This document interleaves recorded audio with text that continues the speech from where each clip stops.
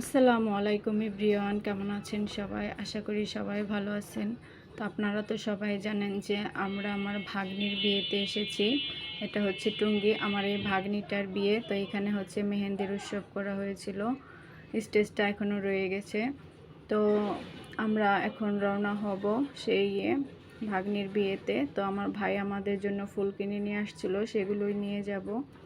তো এইখানে অনেকগুলোই ফুল ছিল, 5টা ফুল। এগুলো আমরা হলুদের দিন মাথায় দিব, এই জন্য নিয়ে আসছি। এই যে দেখুন, আমরা সবাই মিলে গাড়িতে উঠে গিয়েছি।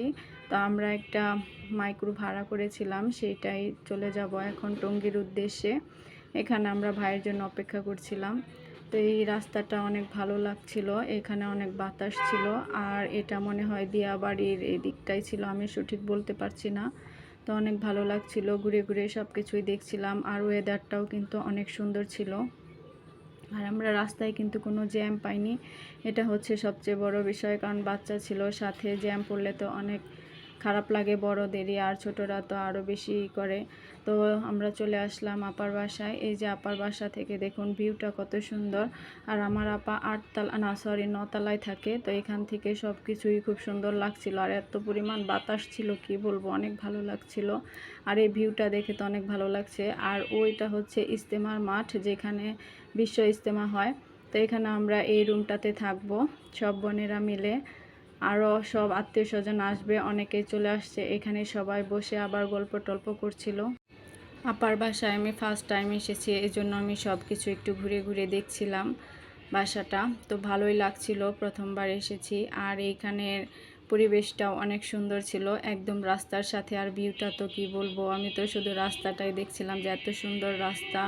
এই যে সব কিছুই দেখা যায়, অনেক সুন্দর। আর ইজতেমার মাঠটাও এবার প্রথম দেখলাম আমি, বিশাল বড় একটা এরিয়া, এখানে ইজতেমা হয়।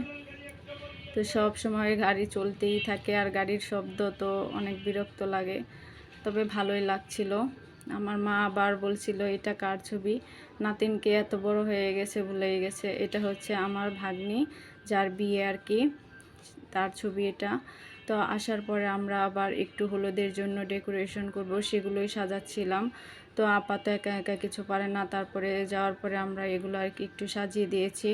আর মেয়ের বান্ধবীরা সবাই ব্যস্ত, পার্লারে চলে গেছে সব, এজন্য আমরাই সবাই মিলে একটু সাজিয়ে সাজিয়ে দিচ্ছিলাম।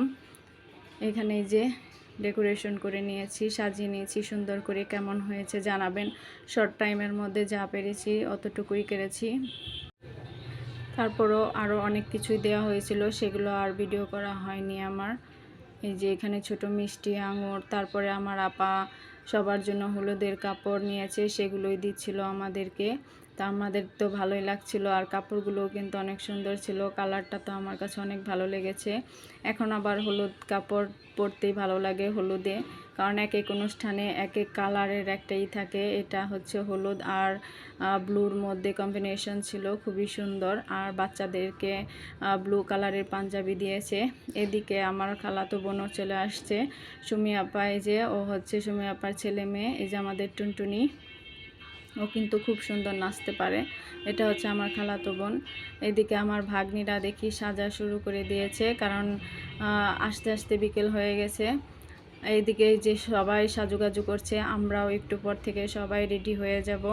তো সব মেহমান তো আসছিলো, আর আমার খালাও চলে আসছে, আমাদের ফ্যামিলির সবচেয়ে মুরব্বী মানুষ। আমার 2 খালাও কিন্তু চলে আসছিল, তারা দুইজনই অসুস্থ, তারপরও বিয়েতে অ্যাটেন্ড করেছে। কারণ কবে আবার দেখা হয়। এটা হচ্ছে আমার আরেকটা খালা, এই খালাটাও অনেক অসুস্থ, কারণ বিয়ে শাদী ছাড়া কখনো কারোর সাথে ওইভাবে দেখা হয় না।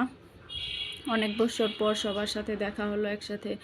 আসলে কেউ মৃত্যু হলে আর বিয়ে শাদী অনুষ্ঠান হলে সবাই একত্রিত হয়। আর এই যে দেখুন, 2 বোন কিছু কান্না করছিল, কারণ কত বছর পর যেদের দেখা হলো।